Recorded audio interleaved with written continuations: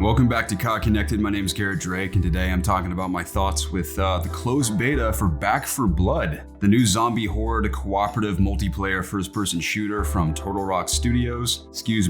Turtle Rock Studios. Turtle. Creators of Left 4 Dead, which is a series I don't have a whole lot of history with. I played Left 4 Dead 1 and 2. I remember really enjoying them, but I didn't put too many hours into either. And I'm not sure why. I love shooters. I love blood and gore in video games. Zombies are cool. Maybe I just didn't have a whole lot of friends to play with at the time they released. But I am incredibly grateful I've been able to go hands-on with Back 4 Blood because, to be perfectly honest, I have not had my eye on this game whatsoever. I remember hearing the title and knew it was the same team behind Left 4 Dead, but I didn't look into it at all. Hadn't seen a trailer, hadn't heard any details, so going into the closed beta, it was a complete surprise. Now, there is quite a bit that separates this game from Left 4 Dead. I'd say it's more than just a spiritual successor, but it's a beautiful evolution of that original gameplay experience, just taken to the next level in every way. Between the arsenal of weapons, enemy types, maps, environments, mechanics, animations, presentation. The whole package is seriously impressive, and one aspect I really want to highlight before I get into everything else is just how gorgeous the animations are for these weapons, including the sound design. Just want to take a minute to highlight how great this stuff looks.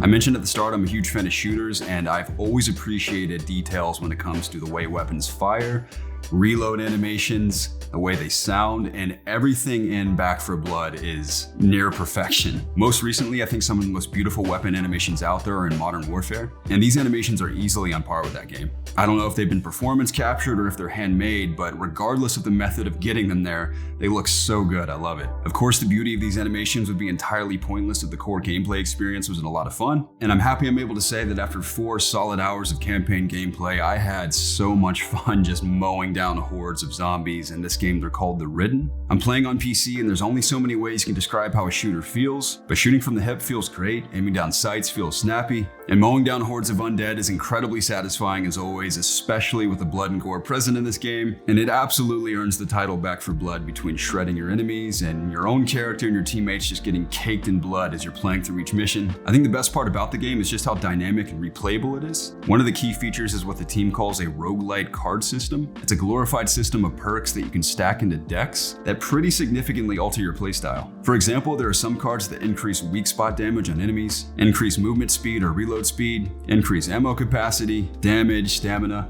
aim speed, sprint efficiency. And what I love is that you can either use pre-made decks that cater to certain playstyles. For example, if you want to be a quick healer or someone who has a lot of stamina and a lot of speed, those options are available to you. Or you can create custom decks of your own and just get crazy with it, all of which can be applied to 8 different characters that are called cleaners, all of whom have various starting perks that slightly alter gameplay. Additionally, weapons are also incredibly dynamic. You can find attachments and pre-made weapons all over the world, especially if you're exploring. You're rewarded for exploring. There's something around every corner to find, not only random weapons lying around, but a series of supply boxes that contain ammo, healing items, attachments, toolkits that can help you access areas that are locked, bonus collectibles, mini turrets for extra defense, and I love that the game strongly encourages you to experiment at all times between your arsenal of weapons and your perks. There are always new weapons laying around to pick up and try out. You can switch up your cards at every safe room to maximize your performance, and on top of all of that, the game itself reacts to the way you're playing. If you and your team are playing really well, there may be a surprise horde that comes your way. Environments change, hazards change, enemy types, and placements of certain items. All in all, it's one of the most dynamic and versatile cooperative multiplayer experiences I've had in quite a while. My team and I got to play through the entirety of one of the campaign missions that was pretty lengthy. I think there were several parts to it, safe rooms in between. We couldn't beat the last part, we weren't quite skilled enough, but I wasn't bored for a moment. Really loved using every single weapon I picked up, really dig the card system, and shooting enemies is super fun.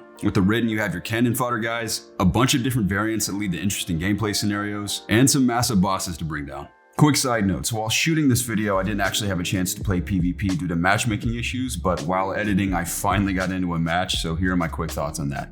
It's alright. It's essentially a reimagining of the humans versus zombie mode from Left 4 Dead that I personally haven't played, but I heard was a lot of fun back in the day. Here you are playing either as a cleaner or as a Ridden, and it's whoever can survive the longest in the best of 3 rounds. So for example, round one, maybe you're playing as a cleaner, you could be playing solo or with friends, and if you guys survive, let's say 2.5 minutes before you're killed, the round ends and you switch sides, now you're playing as a Ridden. So as a Ridden, it's your goal to obviously take out the cleaners. You can play as any class of Ridden, and if you kill them before that 2 minutes and 30 seconds is up, you win that round because they didn't survive as long as you. And it's back and forth, best of 3 rounds, whoever survives the longest wins. I was able to play a match solo with one other player, so it was essentially one-on-one. And playing as a cleaner was fine. You have all the same weapons at your disposal, abilities, equipment to use to survive just this giant wave of zombies that come at you, including the actual players. And that gameplay feels fine. I mean, it feels as great as the campaign does, just blasting enemies, and fighting the other players is pretty straightforward. My only frustration with the Ridden so far is that one of them, the big guy that grabs you and squeezes you, I can't remember the name of him, but for whatever reason, if he grabs you, you cannot break out of it. Maybe I'm an idiot, maybe there's a key that sets me free, but I think the idea with that enemy is that if you get caught by him, your teammates have to shoot him to get him to let go. So if you don't have any teammates, and I didn't have any bots either, so I don't know if multiplayer includes bots or not, but playing alone, if I got caught by that guy, I couldn't break out, and it was an instant death both times I got captured by him, which is really frustrating because if this enemy player was playing as any other Ridden, I could easily kill him and survive for a while, but as soon as he got that big guy and managed to catch me, it was game over instantly. So I think it's a bit of a flaw in the system. Unless you're playing with bots that can shoot that specific enemy while you're playing, that's a major flaw for me. It's very frustrating. On the other hand, playing as the Ridden is a little janky so far. It does not feel nearly as smooth as playing as the cleaners. I think it's cool that you can play as them. It's fun to like leap around the map and climb up buildings and hide and try to get the jump on enemy players, but it doesn't feel as buttery smooth on mouse and keyboard, at least, as the cleaners do. And the multiplayer modes being touted is a very snappy in and out type of experience, but I found that the lull between rounds is a little lengthy. It's kind of a bummer if you survive for 30 seconds as a cleaner, and then you have to wait at least 30 more seconds to maybe even a full minute before the next round begins. So it's a really cool idea. I think it has a lot of potential, but I did not have a whole lot of fun with it in its current state, at least in the beta. That's something I'm sure they can still refine as development wraps up. But I did not like it nearly as much as the campaign. Fortunately, I was able to have a great conversation with lead producer Matt O'Driscoll, and he provided a ton of context and insight to the campaign, the card system, and versus mode. I'm going to include some of that conversation here along with gameplay because it's incredibly insightful, it's a lot of fun to watch, and I'll give my closing thoughts at the end. This is the studio that made Left 4 Dead, and there's similarities. You know, you're shooting zombies, we're going from A to B, safe room to safe room, but there's a lot of stuff that we've poured into this game as well to, you know, really make it, we hope, stand on its own. We spent a lot of time on the card system right from the start in PvE. We only give you like a little starter deck. What we're encouraging is people just to play the game, unlock new cards and start building new decks, and then trying to work out, okay, this deck is good for if I'm going to be an assault or maybe a medic, or maybe I'm just going to throw as many cards as I like into my deck and just try it, see if it works or not. On the flip side, the director or the game has its own set of cards that we call corruption cards, and they can kind of throw them into the mix at any time when you're playing at the start of a map. It might be like, well, okay, we're going to throw in fog cards. You know, obviously the level's going to be a lot more foggy. There's going to be some different types of Ridden that lurk in the fog. It's just going to make visibility harder. And then there's like monstrous Ridden we can throw at you, armored ones. There's all these kind of different moments that can happen in the game depending on your build, the cards the game itself is throwing at you. We've got the AI director under the hood as well, which is kind of looking at how you're playing. Do we like, okay, you're going through this level pretty easy, let's throw another horde at you, or maybe throw a horde and mix in some of the more difficult mutated Ridden at the same time. And then you're right about the replayability, and I'm glad you found all that stuff. Yeah, you can start different accessories, lots of different guns. Like you can just swap guns between players, super easy. Swapping ammo, like if you picked up a load of assault ammo and I'm like, I'm out, like, I'm short of ammo, I can just drop it here. Now you've got some ammo, so people can hoard ammo if they want to. But then obviously they can help out their teammates as well. A lot of those accessories you'll find in the world, you'll be able to buy them in safe rooms, along with like get more support items, assault items, utility items, and then you can upgrade your slots in your inventory, so you can have more slots, so you can start to build up how many grenades you can hold and stuff like that, particularly if you're playing like an assault build or something like that. Cleaners have their own set of PvP cards. We do have more set decks for the start of PvP.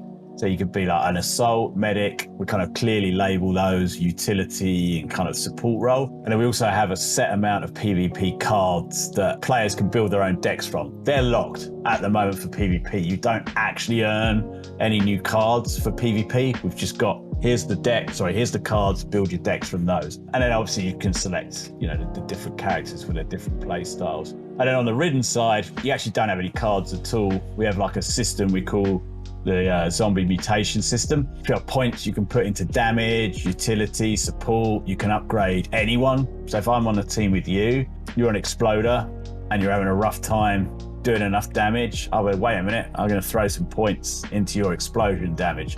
And so, I might be able to crowd control with a Hocker spit from above.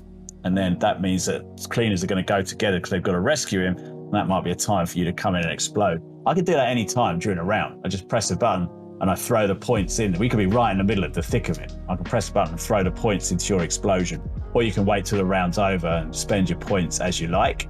It's like a one and done currently. You play a PvP match and we reset. There's no progression saving at the moment. You go in again and you start fresh. The zombie mutation system's back on a level. The cleaners are back on a level. You choose a different deck if you like, or what have you, or a different character. But we're kind of resetting at the moment. It's called swarm mode. And what's happening is there's like a swarm of mutated insects around the arena. And then after a certain amount of time, that swarm is coming in. Man, it's kind of like making the arena smaller.